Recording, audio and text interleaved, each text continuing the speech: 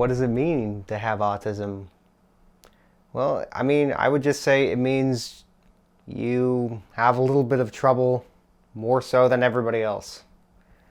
And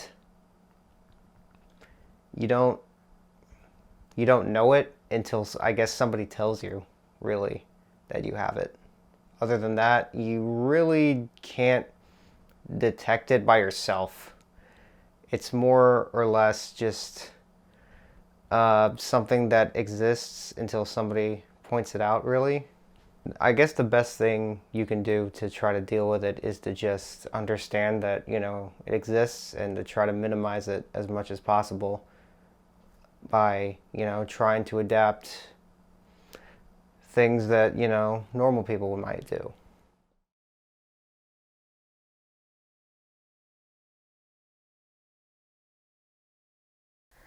Well, when Gus was born, we still lived outside of Sarasota, in a place called Venice, and just Joe and I lived there. My mom was the only one who was there when he was born. She came down when he was born, but we only lived there for, I think, 3 months, and then we moved to the little house up in Miccosukee.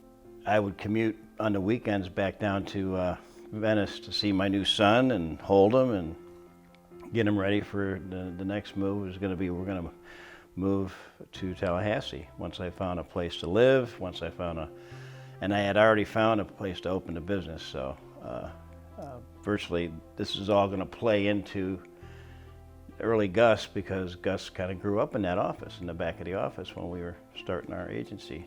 We had a lot of support from a distance, but we had moved to a brand new town, opened a brand new business, so it was just myself, Gus's dad, and the animals. And the animals were extremely important in his upbringing. When Gus was very little, we lived in Miccosukee. So we lived on about 40 acres. So Gus's best friends when he was little were our animals. And he loved the dogs, he loved the cat.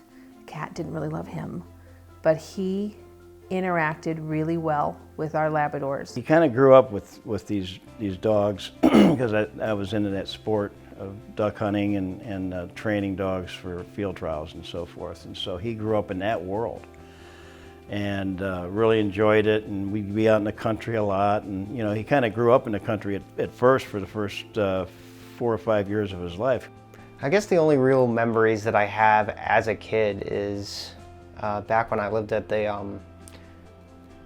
old farm on Miccosukee. There was Thomas the Tank Engine train set, wooden railway set that I used to play with all the time.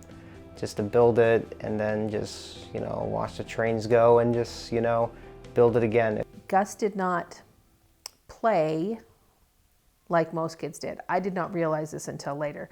He did not have imaginative play. He liked to line things up and stack things up and knock them down. But when he played with cars, the cars didn't go anywhere. People didn't get in them.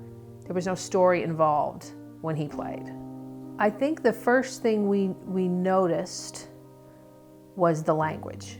He used words in groups, like he'd say out the door, but he would not use door in any other context. To him, out the door meant go outside. But he didn't use individual words. He used echoes of things. So he would hear from books, a lot of stuff from videos, even music, and he would echo it back. So that was the first thing we noticed. Then we started noticing how much he hated certain noises. Didn't particularly like toys that made noise, the vacuum cleaner. So it was hard for us to go places with a lot of sound. And then we started noticing more and more sensory things with clothing, with food. You could not touch his head. So going to the doctor or getting a haircut was really, really difficult for him. But I think the language barrier was the biggest thing. Back then there wasn't a lot of information out there. So like my wife she started pounding the dirt and found, she said she went right to the universities. She started with Florida State University and sent an email to the head of the language department there, and of course she sent a nice little picture of Gus too, so kind of a selling point, see if she could, to see if she could get a response from someone to help us, you know. I emailed Florida State. I randomly emailed professors at Florida State University. And one of the professors I emailed was at our office the next day. Her name's Dr. Julian Woods. And she walked up, and I'm sure she diagnosed Gus from the parking lot through the window, but she came in and Joe was there that day. And I think she picked up on the fact that Joe was a little leery of having him labeled with something. So when he asked her, you know, does he have autism? Oh, she said, Mr. Altenburg, that's way down the road, diagnosing. Let's get him some help. And that's what she did. The next day, she had women at our house who started working with us as much as with him on everything from language to sensory issues, to fine motor skills, to all the stuff that we didn't even realize he was struggling with. Here's what I'd like to do, she says. She says, what I'd like to do is I'd like to have one of my top students come here once a week and spend some time with him. Take some notes, watch him at play, and she'll probably come with another, you know, lesser student. One would be on the floor with Gus playing and with blocks and stuff and seeing his reaction to this and what about this and throw something over there. Does he watching his eye control, everything else. The other would be taking notes and then at the end of those sessions, they'd give us homework to do as parents, okay? Like one session they said, okay, now this week, until we're back next week, work on the W words, like where, when, why, you know. Just enforce those words and use those words and why did the dog poop over there? Or what is that? What is that? You know, and we did, you know, and they'd come the next week. And again, as we're, you know, of course we're not in the room when they're doing this, but they're filming him also. As the years went by, Gus was recovering also. So, you know, with our attention to him and the details and the help from them, okay? And all they wanted in return, because they're a state college, is to be able to use those videos to introduce those to first year or second year students on a child that was affected by autism kind of severely at first. And then 5 years later, look at him now.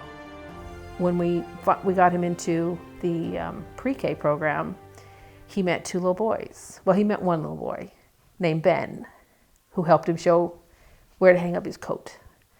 And Ben was a friend to Gus when nobody else was.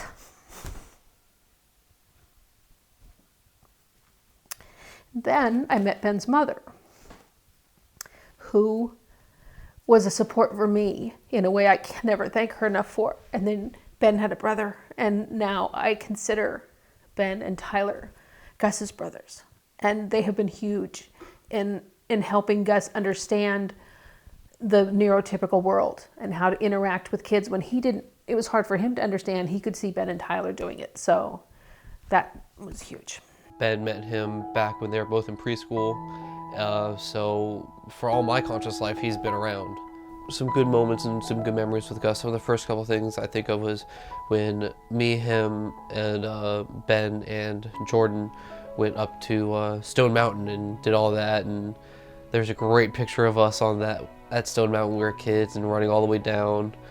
And I don't know. There's just a lot of like little things that just kind of remind me of that. And like even some simple stuff like just going through old game systems. He had this social hang-up, which is common for that disorder. So Ben was very instrumental in becoming his best friend, and so Gus having a friend and growing up was very, very helpful and important in Gus's life.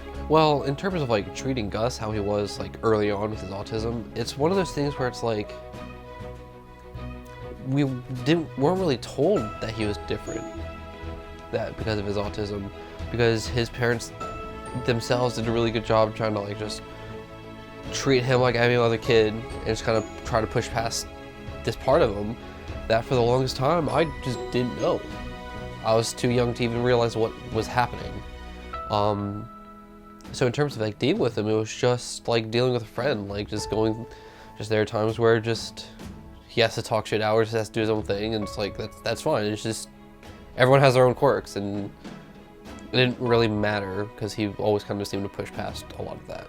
The other thing we did was when he had his, I think it was his 6th birthday party.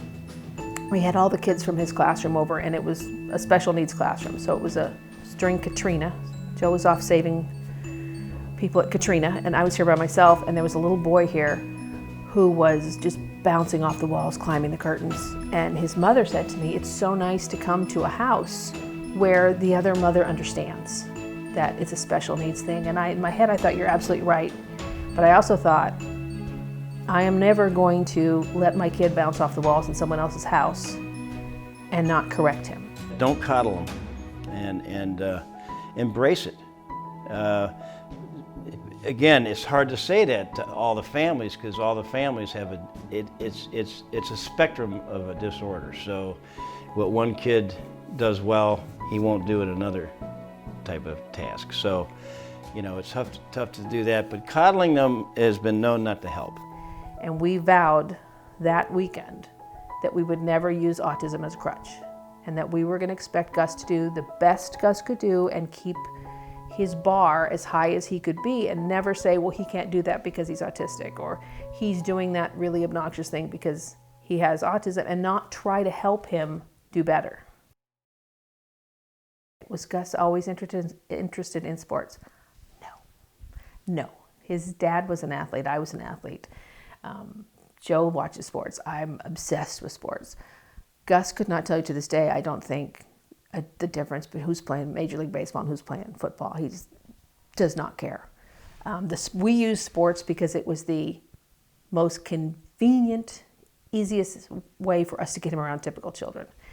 I really didn't like sports at first, but as you know, my parents got me involved in more and more stuff, I think I kind of started getting it around, like, I guess when I joined track and field back in middle school, because the kids on that team actually didn't like me at first. They were like, oh, what are you doing here? You don't look like you would, you know, be able to run track. But, you know, as I, you know, stuck with it, they sort of, you know, I guess I gained their respect over time. I had a customer come in, and he had just started a school of Brazilian Jiu-Jitsu. And he would come in, and his name was Felipe. He was right from Brazil. He was a real deal. He was a 6th-degree black belt in Brazilian Jiu-Jitsu. Okay, so he'd come in and he'd go, "How is your son? How old is he now?" I said, "He's 6." He goes, he's getting close to come to my school. I want him to come to my school. I said, "Okay, well, we will one day." He goes, "Well, okay, well, now it's time. I go, "Okay." And I kind of looked up in his room one day, and I thought, you know, he's got all these medals, and he's got all these trophies and all this stuff, and it's like, you know, he's collected what he feels is the end of his sports career, I think. You know, it's kind of what I was getting from him that year. And it was the same day that I met with Felipe. And the day after that, he started with Felipe. And he went 7 years with Felipe.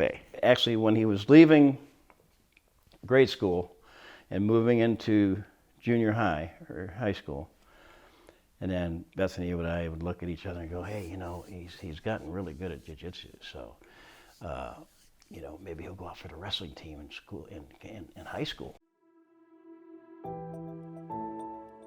I met Gus in my biology class at the very beginning of the year because he was scheduled for me, and so as just as a student at first, before we even got to wrestling. You know, and as you look around the room, I've got, you know, wrestling stuff everywhere. You know, kind of use it as a billboard almost to try to recruit kids into the program, and I think that's probably where it came from. He probably just, you know, heard me and I talk about it a lot, and you see it everywhere in here. So I think that's probably what tipped him off, like, you know, maybe I'll try this. When does this wrestling season start anyway? She says, I found out today, Cindy said that Ben started over at his school. I said, start at what? She says, wrestling. I said, already? Okay, so now it's the season, right? So Gus gets home that night, and I said, hey, didn't wrestling start? And Gus is like, well, it's too late, so I'm gonna do it next year. I go, no, you're not. You're gonna go there tomorrow, and you're gonna go in there, and you're gonna ask the coach if you got another chance. He says, well, I think all the workouts or all the rehearsals or whatever, I forget what you call it right now, but I think it's too late, Dad, because it started a couple weeks ago. I said, I don't care. You're going to go in there and you're going to ask him for a shot. And so the next day, and it was kind of a fall day and cold, and I didn't hear from him. He didn't call me. I'm like, oh God. So I rushed home. He's not here. Well, he should have been home with the bus by now. And I'm like, and I called Bethany at work. I go, he's not at home. He hasn't called me. He must not have taken the bus home. I don't know where the hell he is. And she says, well, get over to the school. So I drove over to school, and all of a sudden my cell phone rings, and I answer. I go, hello? He goes, hey, Dad, how's it going? I go, it's going fine. Where are you? He goes, where are you? Aren't you going to pick me up? I go, yeah, I'm almost to the school. He goes, okay, well, come on, get me. I go, where were you? He goes, I was at wrestling practice. But when he decided to join the wrestling team, I was very supportive, but I was a little concerned because all his years in jiu-jitsu, he only went to one tournament. And when we took him to that tournament, he was completely freaked out because the other guy was trying to dominate him. Where Gus liked learning the moves, he liked interacting with the people, I think, but he didn't understand, I don't think, the aggression. Gus has never been any kind of aggression in his personality that I've ever seen. Yeah, there was times where he would work through he'd lose a match and just be so angry at himself, and just need a few minutes to kind of calm down before we could kind of talk about it and say, all right, okay, this is what happened. This is what we have to fix to get there, and again, especially with kids with autism, that's the hardest part, is getting past that frustration part, because he wants to do something so bad this particular way, and we might have to find a different path to the same thing, and that's the good thing about wrestling, is we're always about different pathways to the same goal. So there's always a different way to approach it that might work better. What were some memorable moments or matches that you were... Oh, the Florida High match. Come on. It was mid-season, 2016 to be exact. We were losing, but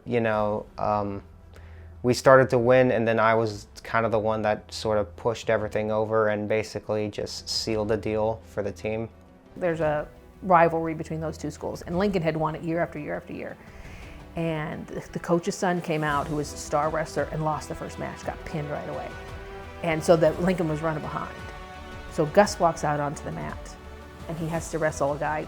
He was wrestling 195, I think, and the kid was a lot bigger than he was. And he went out there, and it was the first time I saw him body slam anybody. Yeah! And the team went nuts. No one expected him to win, and they ended up winning the match, or the duel, because Gus won that match.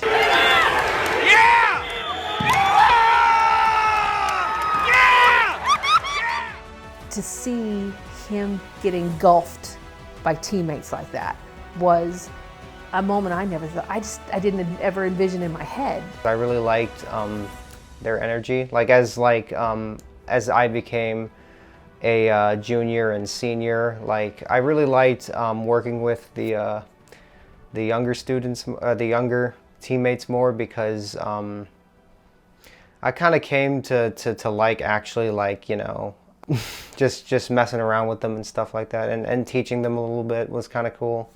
Junior year, he was a starter through the entire season, and I saw a confidence come out in him just because he started to win matches, and he started to, I think, fill his wrestling shoes a little bit. And I saw him, when I would go to matches, sitting with wrestlers from other schools and palling around, going outside, just acting in a very typical fashion, and it was great to see. But I think that Florida High match was probably the biggest moment up until the end of his career. I would say when I qualified for state, that was one that sticks out to me. In different tournaments, depending on what they needed him, he would wrestle 182 or he'd wrestle 195. But I knew they had a wrestler in both those slots. So I asked him, are you going to be wrestling in districts? And Gus was like, yeah, I think so. Kept walking. I'm like, oh, I don't want to pressure him.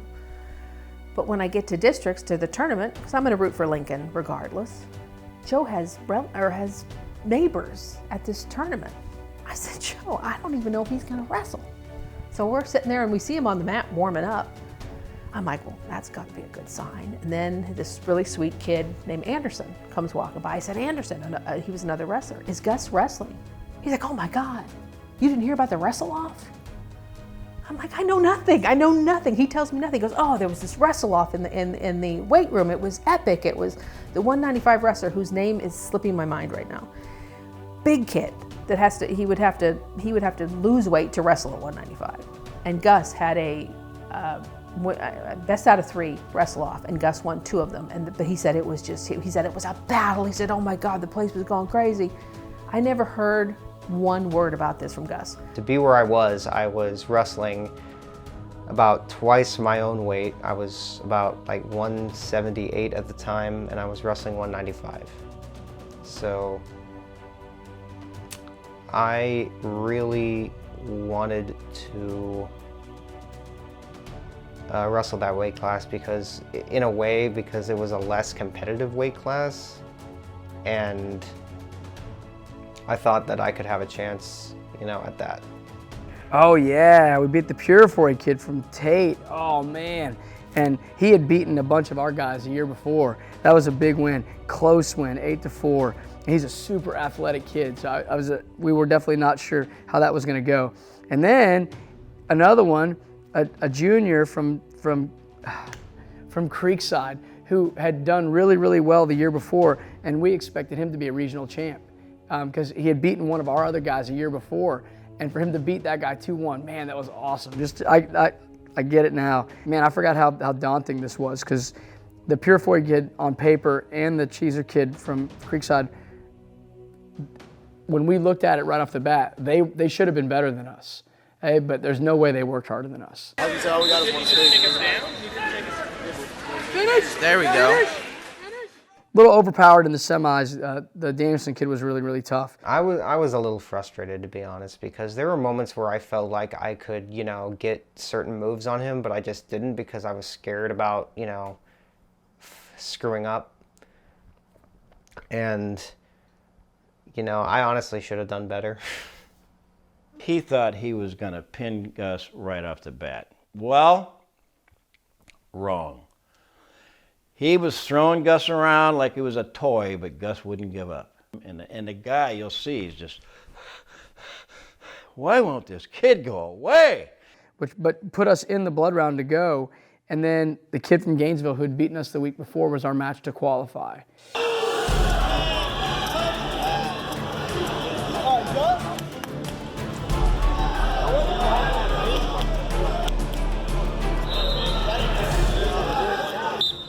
First part of the match, like my one goal was basically just to stay calm through the entire thing, because during the district finals, like, I was incredibly sick and I just wrestled like terribly. I just could not keep my composure and whatever,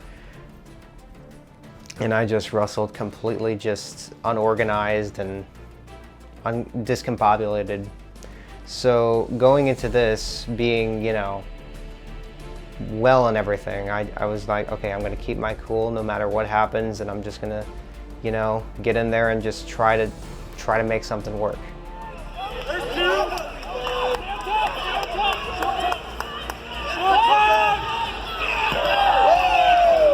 It's 6-6, and he picks Gus up like he's going to body slam him, and somehow, some way, Gus plants his feet, and he does not get body slammed. And that's when I thought, he's gonna win. Then there was the tangle up and the get your legs back, get your feet back, get your feet back. Feet back! Feet back! Feet back! Feet back! Feet back! Get your feet. Stay there. Hip down. Hip down.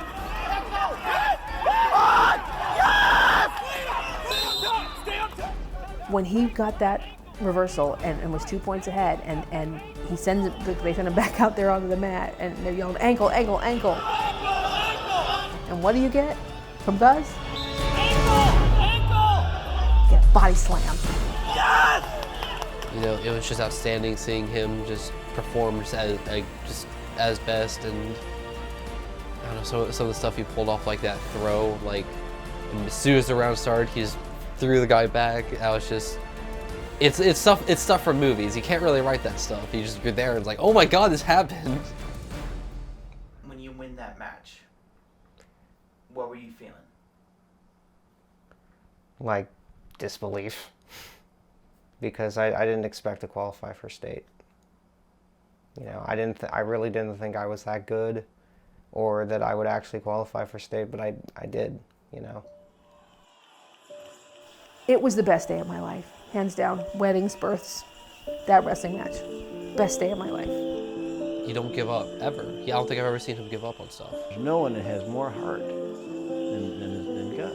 You want the successes for kids like him. I mean, no kid ever deserved it more. Gentlemen, shake hands and let's get this thing going. Wrestlers, not people behind the table. No need to report.